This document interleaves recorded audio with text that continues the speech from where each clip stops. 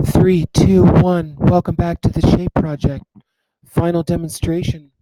This is a final demonstration on adding the shape overlays. So what you want to do is look at your project and decide, is this scene resolved? Do I have too much detail? Do I have too little detail? Or do I have just the perfect amount of detail? You also want to double check to make sure that you can see through all of your shapes. Every single layer should have a blending mode or an opacity reduction, so you can see that crystallized layer underneath. Okay, you should also make sure that your groups say pass through. So you click on a group, it says pass through, pass through, pass through. Let's open up a layer. And this one actually doesn't have a basic shape for the sky, but that's okay. At this point, you could go back in and, just kind of add stuff or experiment with different things. I'm going to put some clouds. Oh, look at the clouds. Oh, that doesn't look like a cloud. I'm going to put some thin little wispy clouds in here. I don't really know why I'm doing this. I'm just demonstrating that it doesn't need it. So to the student who owns this project, you don't need to do this. This is just me proving to you that in this final stage, you can still make changes to your project. You can still go in and try some things. Ooh, I kind of like that, but I don't like it right there. Okay, so if you are finished with everything, you can certainly ask the person next to you or somebody else in class. You can consult with me. I really like this area right here. These buildings are really well done here in the background. One thing I might do is go in and I do like this these plants that sort of overhang over the side of this building here. So, you might go in and add a few more details, but I'm not going to do that in this demonstration. So what you want to do right away, this is for the final phase of this, is you're going to go to Power School. Hopefully it's working, and cross your fingers. Open up the shape project here, and you're going to click shapebrushes.abr. The extension .abr is an extension for digital brushes. So you just click that, and it's automatically going to go to your downloads. That's like the fourth time I've downloaded these, so they are definitely in my downloads. And then from Photoshop, watch very carefully. You're going to go to the very top of your layer stack, and you're going to make a new group. Make sure that it does not go inside of another group. It's its own separate group, and you're just going to title it Shape Overlays. Shape Overlays. And you're going to toss in a layer. You don't have to title these layers, okay? I repeat, you do not have to title. What you do have to do is every time you make a shape, make a new layer. So each shape should be on a separate layer. You're going to go to the brush tool. The hotkey for the brush tool is B. And you're going to right click this to make sure that you didn't accidentally choose the pencil, color replacement, or mixer brush. Make sure that you are on the brush tool. All right. And then you're going to go to this button right here, not the first drop down, the second drop down. Again, not this first one, this arrow right here. And you're going to go to this button right here. And you're going to go to import brushes. You're going to go to your downloads where you downloaded them. As you can see, I did that too many times here. Anyway, you're going to double click. It's going to open up at the bottom of your stack of brushes, all these folders here. That was the second time I downloaded it, so I just wanted to make sure that it was working before I did this. So you're going to open it up, and you're going to see that there are roughly 1, 2, 3, 4, 5, 6, 7, 8, 9 different shape brushes. I would recommend just using the first one. So again, out of all 9 of those, I would just use the first one. What does the second one look like? Yeah, you don't want to use that. Third one, no, that's the second one again. That was the third. Fourth, you could use the fourth one. All right, so going back to the first one, use your right bracket key. I'm going to zoom out so you can really see this. That is the shape of the brush. It makes these like bands of color that go over. So you want a right bracket key so that it's roughly a little bit bigger, bigger. It's a little bit taller than the height of your canvas. So it's higher than the original height. So about right there. And watch this. Press the eyedropper and choose any color in your project. Watch this. I'm going to turn away. I'm not even looking at my screen. I'm just going to, click there. Because it doesn't matter, and I'll show you why. So I clicked anywhere in any of these colors, and this is the one that I clicked. B for brush, and click. Control T. And if you hover your cursor outside of the Control T box, you can rotate. You don't want them to go like perfectly straight up and down. You want to just rotate it a little bit counterclockwise or a little bit clockwise. Again, stretch it so that it touches the top and the bottom, not like this, where it's floating in the middle. No. It needs to be touching or going over the top and bottom. Press Enter, and then go to your blending modes.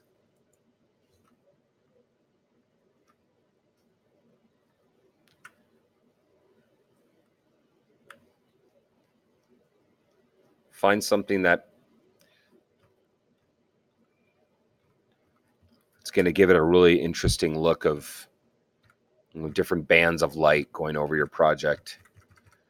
Okay, I'm going to start at the bottom, and I think I found one that I like. Okay, you're probably thinking, what is he doing? Why is he choosing that? You don't want to choose a blending mode that really drastically changes the look of your project. So unless you like, and that's gives it kind of a cool lighting effect. But what I'm going to do is I'm going to take the opacity down on that as well. So find a blending mode that you like, and then play around with opacity. There, I'm going to put that right there. Now watch this. Very important. Click New Layer, B for Brush. Maybe go back to Shape 4, right bracket key. I for eyedropper. Try a different color now. I'm going to click right here and choose this blue. B for brush. Click. Control T. And what you want to do is slightly overlap the previous shape. I'm going to even flip this. Watch this. Right click. Flip vertical. I'm going to make it a little wider. You don't want them skinny like this. No. You want them about like that. And again, not straight up and down, slightly angled and overlapping. I'm going to make sure that it goes off of the canvas. Enter, move it around. Here we go. Back to the blending modes.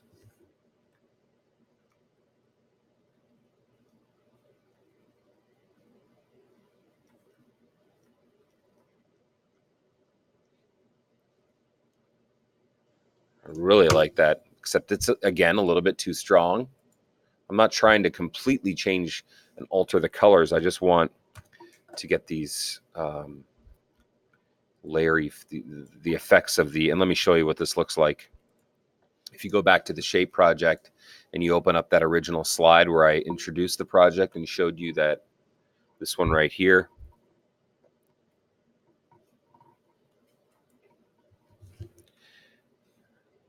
the effect that we're looking for are these bands right here. That's what it does. You can really see it on this one too.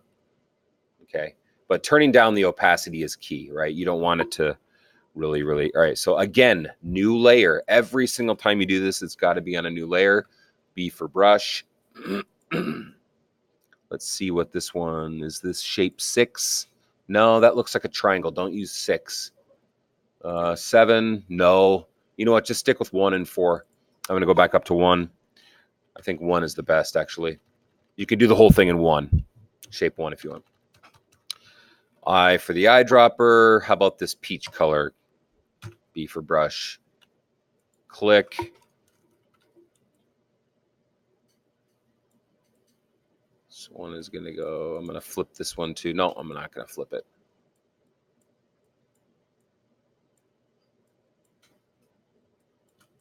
It's got to stretch over your whole project, top to bottom, going off of the canvas.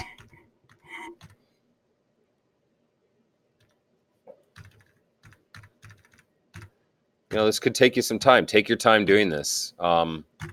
If you're indecisive and it's hard for you to make a decision when it comes to colors like me, this could take you a little longer. Multiply. I like that. Kind of give it a dark effect here. I'm going to do one more. New layer. B for brush, shape 1. Eyedropper. How about bringing in this blue tone right here? No, how about this green?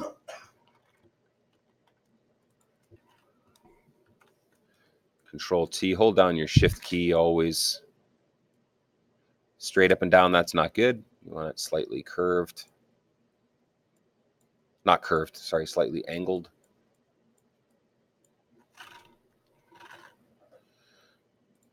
And then blend.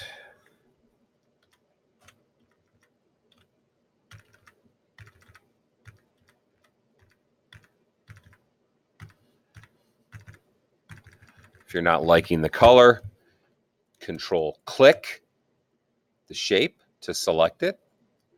Go back to your eyedropper, choose a different color, refill it, and reblend. And wait for Photoshop to freeze. Nope, it didn't freeze. Thought it was going to freeze.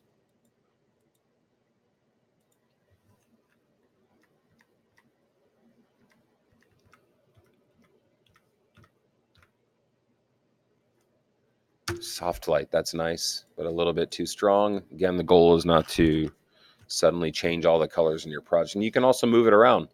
See the shape here? It's on its own layer. I can move this around. See how it interacts with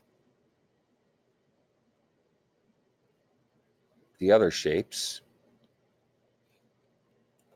So I often get this question, well, how many do we need? There's no magic number. I'm not going to tell you need 6, 7. I would just do a whole bunch. And if you have too many, you just delete one. If you don't have enough, make a layer. Do it again. I'm going to repeat that color actually and change the blending mode instead of choosing a different color. Maybe you just want to stick to 2, 3, or well, not 2, but at least 3. Maybe you want to do 3, 4, 5 colors or just 3 colors.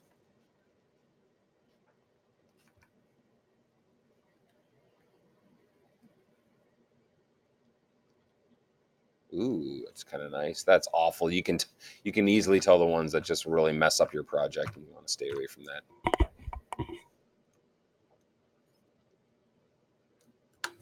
Okay, overlay, dumb it down, move it around.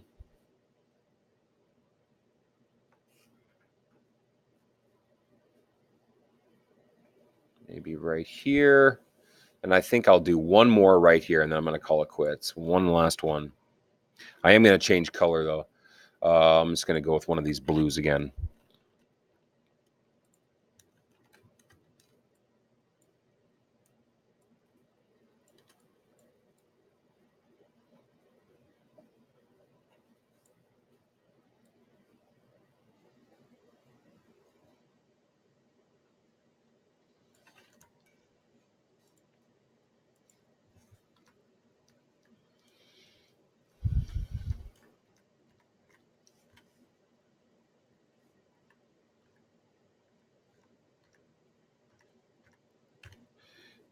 Yikes. Yeah. Yeah, that's nice. Ooh, yeah. Control T. I like that. 1, 2, 3, 4, 5, 6. You may have 7. You may have 8. You may have 5. Close this. Step back away from your monitor. Take a look. And if you decide to change any of these, don't forget about the Control U command. Watch this. Control U changes the hue. Okay. You can play around with that. The saturation, the lightness, and the darkness. Don't forget about Control U. So at any point, you can just go to the layer and press Control U and play around with the hue saturation palette, all three of these. When you're finished driving yourself crazy choosing colors, you're going to go File, Save As. You're going to make sure that it is called your first name, Shape Project. And then, okay, I'm going to save this. You can save your PSD first if you want. I don't know that you have to keep your PSD. I like to keep my PSDs. And then you are going to turn in a JPEG. I'm not going to grade a PSD because then I have to be at a computer where Photoshop's on it. I'd like to be able to grade this from any computer. So for me to be able to see this, I need to see a JPEG. Plus for printing purposes, I need a JPEG. So in other words, you are turning in a JPEG. So change it to a JPEG. When this palette comes up in your JPEG options, make sure you slide this to the right and choose Baseline Standard. And we're going to see how this looks. I always get a kick out of this guy. All right, and there it is. You finished Shape Project. And one of these years it'll actually open up. Anyway, there it is. Okay. Wow, awesome. Done. Thank you.